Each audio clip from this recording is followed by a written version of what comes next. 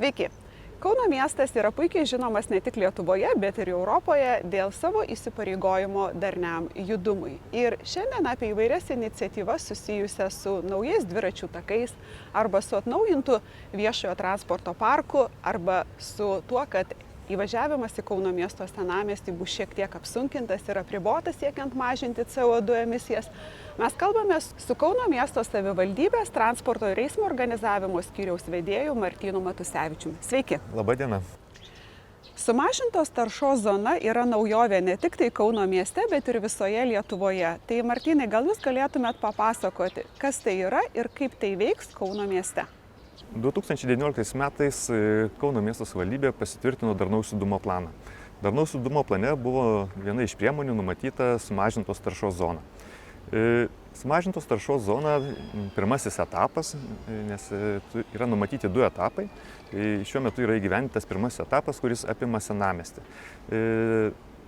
Gatvės, kurios riboja, tai yra Gertrūdos, Birštono gimnazijos ir Karaliaus Mindaugo.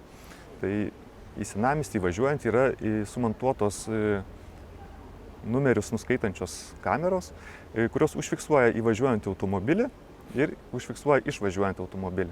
Ir tada galima nustatyti, kiek laiko ir praleido automobilis senamiesčio zonoje. Tam yra tarybos sprendimu numatyta ir tvarka, tai dabar kiekvienas įvažiuojantis automobiliu turės susimokėti 2 eurus. Tikslas – sumažinti tranzitą. Tranzito tikrai matome yra išties daug, nes įrengus kameras mes pradėjome analizuoti duomenis ir matome, kad per dieną pravažiuoja apie 1500 automobilių per senamiestį. Daugiau negu pusė automobilių praleidžia mažiau negu valandą. Tai galima daryti išvadą, kad tranzito sumažės, turbūt ne pusė, bet tikrai sumažės. Ką tai leis mums užtikrinti, kad senamiestyje žmonės galės judėti saugiau, bus mažiau automobilių, tai bus mažiau triukšmo, bus mažiau išmetama teršalų. Tai pirmas etapas toksai, antras etapas irgi yra dar ambicingesnis, kaip ir nurodyta darnaus judumo plane.